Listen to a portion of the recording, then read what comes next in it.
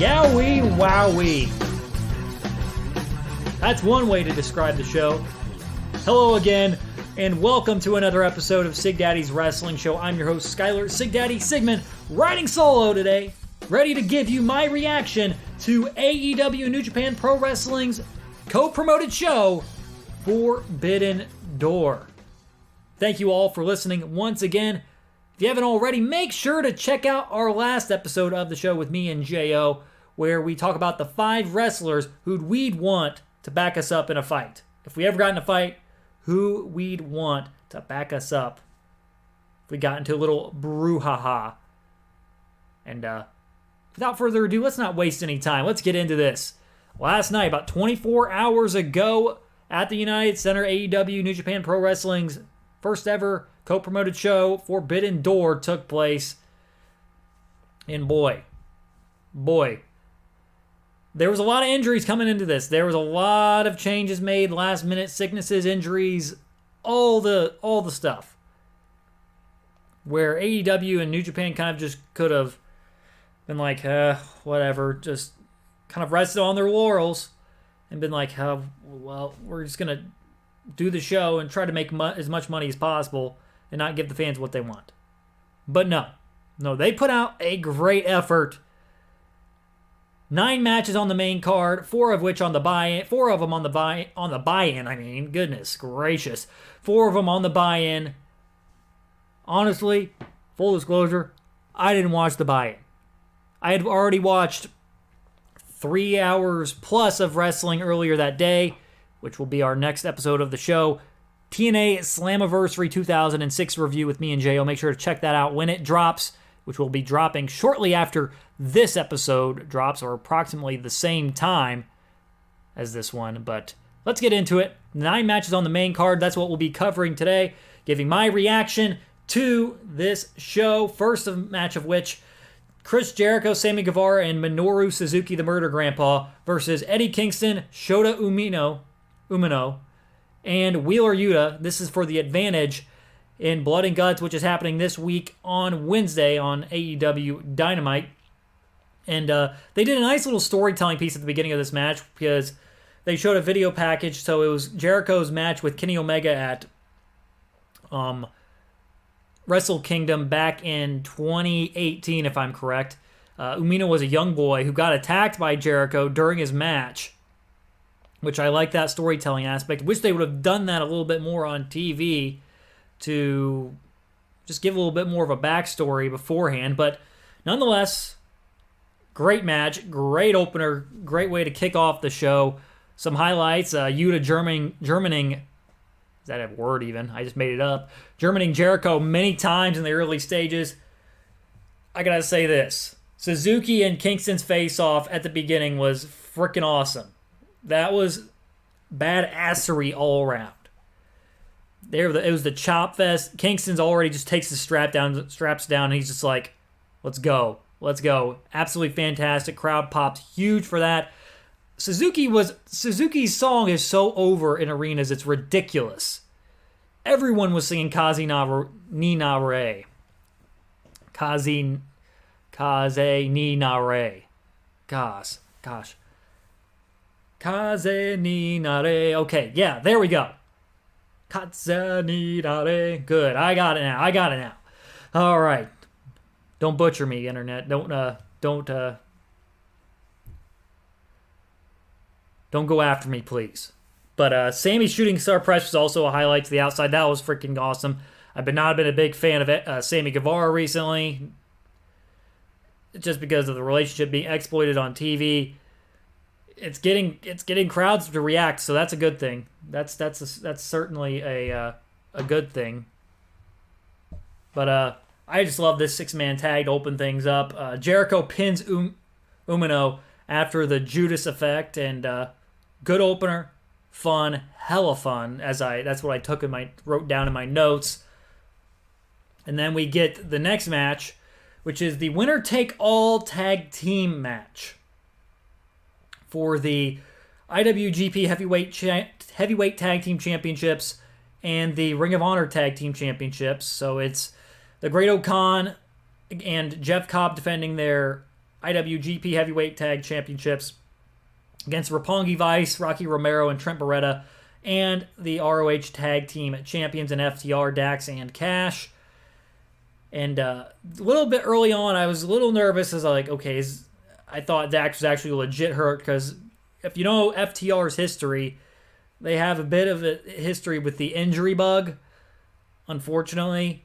But Dax heads to the locker room early on with a shoulder injury. It took me out of the match for a while. Great Okan at one point sits on Cash's head for what seemed like forever, and it was on the turnbuckle cam, which was absolutely hilarious. But Kevin Kelly on commentary, he was announcing Dax dislocated his shoulder, but moments later, he's back.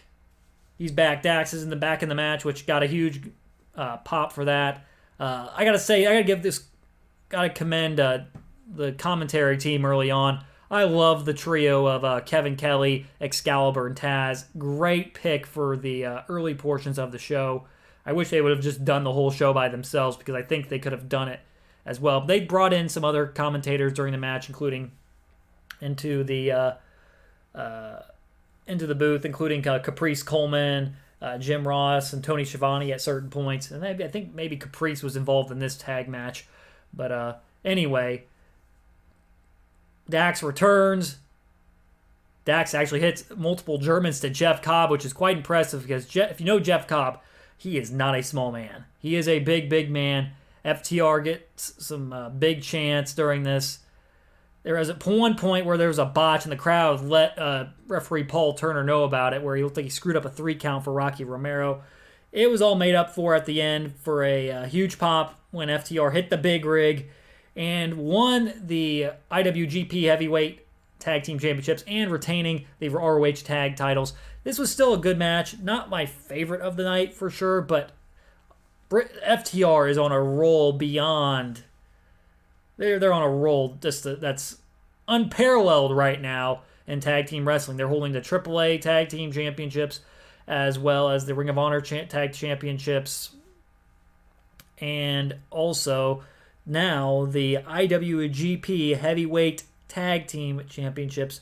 They're 7-star FTR, and that was a good moment for them. And hopefully this sets up the rematch against the Young Bucks, because that first one was for sure a classic, and this one will definitely be a classic once again. Up next, we had the 4-way match: Clark Connors versus Pac versus Miro versus Malachi Black. Connors replacing Tomohiro Ishii. I think he had an injury coming into this match, if I remember correctly. This is for the inaugural AEW All-Atlantic Champion. It's to crown the inaugural AEW All-Atlantic Champion. And I thought Miro got a really good pop here. Some people said otherwise. I thought he got a pretty good pop here, but Miro dominated a large portion of this match. He looked like an absolute beast. A beast. I came into this match wanting Pac or Miro to win, and I wasn't disappointed. I wasn't disappointed with the result. I actually loved the storytelling piece they did with Clark Connors here, because Miro's just wrecking him at every turn. Every time Connors goes after him, he gets wrecked. But then at the end, not the end, but at a certain point, Connors gets a little bit of revenge on Miro by spearing him through a table on the outside, which he got a big reaction to that, as well as he had a sequence where he absolutely went off, and the crowd did start chanting his name by the end of it. He was a relative unknown to most American viewers, most viewers of this pay-per-view, I would say, and he got a good reaction by the end of it. He kind of he built a profile for himself a little bit more after this match. At the end, it was the miss of the eyes to Miro, as he had the game over locked in. And then armbar was locked in on Connors by Black. And then Pac's up top, hits the Black Arrow, locks in the Brutalizer on Connors. No choice but to tap. This was long overdue for Pac, because he was one of the initial AEW signings back in 2019. Pandemic affected him in 2020 through 2021. Couldn't travel as much, but it was so nice to see him get a moment finally, because he has been so good. One of the unsung heroes of the AEW roster.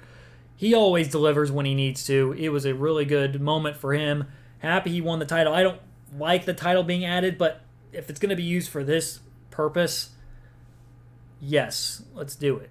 I was not a huge fan of the title in the first place, but if it's going to be used on guys that don't get to shine as they should, I'm all for it. Pac wins the AEW All-Atlantic Championship. And fun match. Long overdue for Pac. Congrats to him. Up next was the 6-man tag. This may have been my favorite match of the night, to be honest. Dudes with attitudes, Darby Allin, Shingo Takagi, the former IWGP Heavyweight Champion, and Sting taking on the Young Bucks and El Phantasmo with Hikuleo in their corner. So Sting didn't initially show up when his entrance music played, and so they brought the Bucks out along with El Phantasmo and Hikuleo, and then the lights went out. They showed up to the rafters of the United Center. Oh, there's Sting. Lights go off. Lights come back on. And Sting dives off one of the entrance ramps, the top of one of the entrance ramps. If you know, they got the 2 entrance ramps. Sting dives off the babyface one onto everybody, which was insane. This dude's 63 years old, mind you. 63 years old. Just think about that. And he's still doing this wild, crazy crap. He is a crazy old man. Gosh, I love Sting. I love Sting. But then there was some indie-rific stuff going on with the back rakes by Phantasmo and Matt Jackson. I didn't like that part, but it was okay. My favorite moment of the match, though. My favorite moment of the match. It had me grinning ear to ear like a little kid. Sting no-selling the super kick. I popped in my room watching that. It was just fantastic. It was fantastic. Had me grinning ear to ear. Made me feel like a kid again. Favorite moment of the match. Hit a double Scorpion Death drop to the Bucks as well, did Sting. Phantasmo was good in this match. I gotta give Phantasmo credit. El Phantasmo. He was great. He was great. He was the comedic relief to this match. I never would have told... If you would have told me Sting would be doing a titty twister in a match, I would have called you crazy. That was not on my 2022 list of things that were going to happen. Sting giving a titty twister to somebody in a match. Because Phantasmo tried to do that to Sting. Sting returned the favor. Great storytelling. Shingo gets the pin after the last of the Dragon on Phantasmo.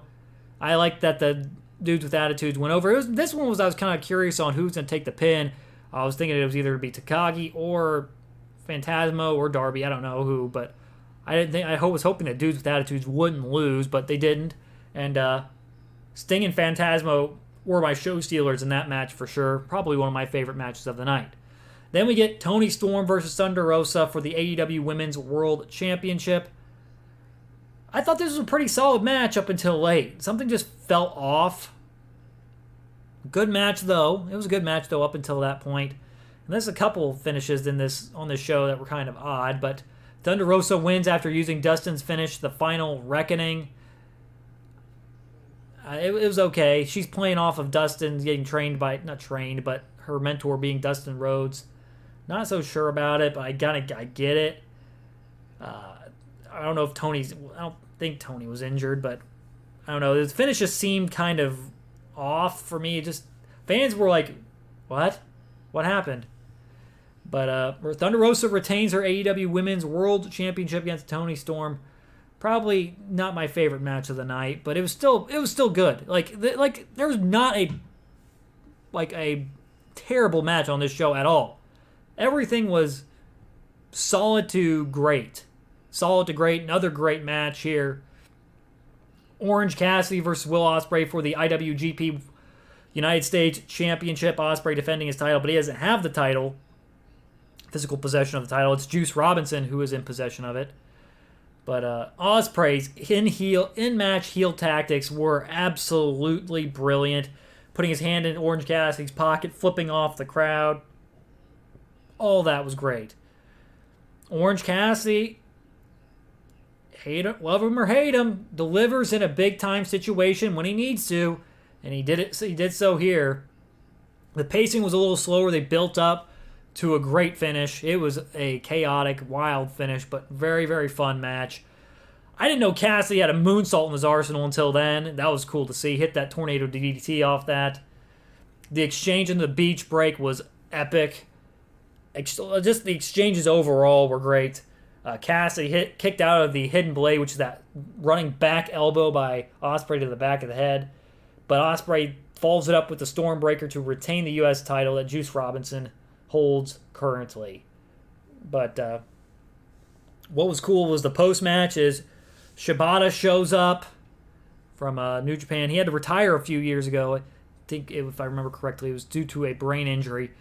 And they had to remove his brain apparently and then put it back in. But nonetheless, he's here, shows up, takes out the other United Empire members that were standing at ringside with Will Ospreay. Shibata hits a pump kick on Ospreay, elbows in the corner, low drop kick to Ospreay. And then Ospreay gets pulled out of the ring, pulled out after a rear naked choke attempt by Shibata. And then Shibata gets Orange Cassidy's sunglasses. He puts them on. Ospreay, but Cassidy puts them on Shibata. Great moment, fun moment, memeable moment, of course. And great match. Cassidy delivers another time on a big stage. He's had great matches with Pac. He's had great matches with Kenny Omega. Now he's had a great match with Will Ospreay once again. And I don't know if a moment's going to surpass this one from this night. Zack Sabre Jr. versus the mystery man of Bryan Danielson's choosing, the new member of the Blackpool Combat Club. And the predictions were true. Claudio Castagnoli was the mystery man, the man formerly known as Cesaro. And they delivered on the surprise because the pop was enormous. Enormous. The United Center erupted when Castagnoli showed up. And then Claudio went off early, European uppercut. Running European uppercut to Zack Sabre Jr., who's one of the best technicians in the world. Followed up by a neutralizer for a near fall. And Claudio's just laying wreckage early. He deadlifted Sabre at one point, walked him up the steps to power him back into the ring. This is a technical masterclass here. Great match. Great match. Zack Sabre can tie anyone and everyone into knots. And they teased the swing multiple times, did it briefly, because but Sabre had been working the shoulder of Cesaro, so he couldn't do it up until late in the match. And he did it for a short time, though. And then Cesaro hits the Ricola bomb to win it. And Sabre Jr., I put this in my notes, is awesome. He's awesome. Now Blackpool Combat Club is absolutely stacked. Best faction in AEW, not even freaking close right now. Nobody's even close to this level. Because they got Wheeler Yuta, who's an up-and-comer, William Regal, Claudio Castagnoli now, Bryan Danielson, and Jon Moxley. And I love seeing Claudio wrestle again.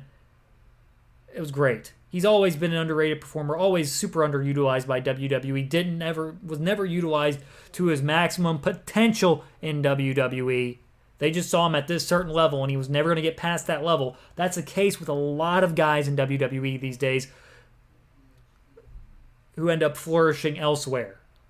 But this is not about that. This is about a great moment, great match. And, yeah. At this point, I said the women's title match was the worst match, but that was not a bad thing because everything on this show was pretty high level. Following that was the IWGP World Championship Fatal 4-Way match between Adam Cole, Hangman Adam Page, Kazuchika Okada, and Jay White, the current reigning defending IWGP World Champion, accompanied by Gato. And Adam Cole in this match hit a beautiful super kick as usual. Mid-moonsault for Hangman Adam Page. Man, his timing on that is absolutely perfect. This match was really, really good. Really, really good because they kept teasing the Rainmaker throughout it until the last 2 minutes, which apparently it had to do with Cole being injured. Unfortunately, yeah, he's been working through a labrum injury, if I read it correct, and so Yeah, because I think he was supposed to eat the. Sounded like he was supposed to eat the Rainmaker, and then Sling Blade Jay White was supposed to hit the Switchblade Jay White. Why did I say Sling Blade? Switchblade Jay White was supposed to hit the Blade Runner on Okada and pin Cole or something. Anyway, Cole ducks or just collapses after the Rainmaker attempt, and then Cole gets pinned afterward. Jay White pins him, and then Cole tries to get his arm up at the end, which, I don't know, something was off there. It was a very, very odd finish. It kind of had fans shrugging their shoulders. What the heck happened? But then the trainers and the AEW trainers came out. The trainers, and they helped Cole out. Cole walked on his own. He was able to walk out on his own, but still they had to go check on him as well. But I still thought it was a really good match. Just didn't quite get to that level. The last 2 minutes it just felt something was off, because you could tell Cole was kind of moving in slow motion at that point. But either way, it was still a pretty good match, just marred by a little bit of an odd finish. A very off finish. Up next, the main event. Hiroshi Tanahashi, the ace of New Japan, taking on Jon Moxley for the interim AEW World Championship. And Mox is bleeding bad. I didn't think it was necessary during this, but whatever. Mox bleeds. It's cool with me. This was a pretty good and proper main event. I thought it was pretty good. Tanahashi, Moxley delivered here. Even though it was supposed to be Punk and Tanahashi, Moxley and Tanahashi was really good. Was really, really good. And Moxley, man, you can go to him in any situation and he will deliver the goods. He is their Mariano Rivera. Yeah, I just threw that out. He is their Mariano Rivera. He is their closer. He is the guy you go to when you need someone late. When you need someone in the big match. You go to Jon Moxley, because he always will deliver something special. And he did here too as well. Tanahashi for damn sure held his end of the bargain, and they delivered a great match. And Moxley wins after hitting the Death Rider DDT, the elevated paradigm shift where he lifts him up and drops him straight on his head. Mox is now the interim champ, so now he's a two-time AEW World Champion. Tana and Mox exchanged some nice words post-match. Jericho and Garcia attacked Tanahashi and Mox from behind. And then Claudio eventually shows up. The crowd wasn't reacting initially to this at all until Claudio showed up. Maybe the crowd, somebody, I think Real Talk Wrestling on Twitter mentioned to me that they may have been waiting for someone else. It may seem like they were waiting for someone else to show up, and they didn't. This is all to build up Blood and Guts next week. I didn't think it was necessary because they had the big brawl last week on AEW that didn't really work out that well either because it went overly long. Anyway, this is building up to Blood and Guts this week, so Claudio is going to be in that match, Claudio Castagnoli. After the show, interestingly, because Eddie Kingston and Claudio don't get along too well typically, and then Eddie, well, in parentheses, Eddie gets mad at Moxley for letting him join the Blackpool Combat Club. He's angry and everything, throws a fit and walks out. But still, this show is going to be on the upper tier of AEW shows of all time. AEW New Japan co-branded show, Forbidden Door. Great show, great show. Not quite on the level as AEW All Out 2021. It's going to be hard to ever touch that. From an in-ring standpoint, this almost reaches that level. It may have been better, but the storytelling element and such, and the moments created, I think AEW All Out has that. AEW All Out 2021 has them beat there with the moments, because the build to this wasn't all that great. That was the issue with this show coming in. There was a lack of build for a lot of these matches. I get it. I thought maybe they could hold off for maybe a couple months before doing this show, or a month at least, a month more, so the injury list would be a little bit smaller. But no, they still delivered a great show. Professional wrestling standpoint, this was a fantastic show. Fan-freaking-tastic show. Can't say nothing more. Just AEW moving forward. I hope to see these shows. I hope these shows last forever. these AEW, New Japan Pro Wrestling co-promoted shows. Because this one was great. It's going to be hard to follow up next year. Hopefully they can do a little more storytelling going into next year's show. Because this one was not a long process, because it was maybe a few months before they announced it. And then it was like, oh, okay, we're doing the show now. So it was only like 4 or 5 months maybe planning ahead of time for this show. So maybe with a little more planning and stuff, they'll be able to create these storylines and get more exposure on TV to some of these New Japan wrestlers, so the American audiences can get a little bit more familiar with them. We're not all familiar with them. They do target the hardcore fan. AEW does typically, but not everybody that is an AEW fan is a hardcore fan, so they don't know all these things about the New Japan wrestlers. So maybe doing a little backstory, some video packages, maybe having a couple more matches will help this show, because the storytelling standpoint, it wasn't the greatest, but the in-ring product was absolutely fantastic. Just a little minor blips in the show with the Fatal 4-Way IWGP World Title match and the AEW Women's World Championship match. But other than that, man, this is a great show. Great show. Please, please, please go check it out. Buy the pay-per-view. Check it out. Rewatch it. Do whatever. But make sure to watch AEW New Japan Pro Wrestling's Forbidden Door, because it was a hell of a show. Fun show. Can't say nothing more. Can't say anything more for it. But yeah, that's all I've got to say about AEW New Japan Pro Wrestling's Forbidden Door. What were your thoughts on it? Make sure to tweet at me at SigDaddyWrestle to give me your thoughts on AEW New Japan Pro Wrestling's first ever pay-per-view together. If you like this episode, make sure to check out the other episodes of Sig Daddy's Wrestling Show on Apple Podcasts, Podbean, Spotify, the iHeartRadio app, Amazon Music, wherever you get your podcasts. You can find Sig Daddy's Wrestling Show. And if you would like to leave a review, make sure to leave one on Apple Podcasts or Spotify. If you like the show, make sure to give it 5 stars. It is greatly, greatly appreciated. Looking forward to next episode of the show, covering TNA Slammiversary 2006 with J.O. He'll be back on the show for next episode. Until next time, though, this is Skylar Sig Daddy Sigmund signing off saying thank you for listening, and so long, everybody.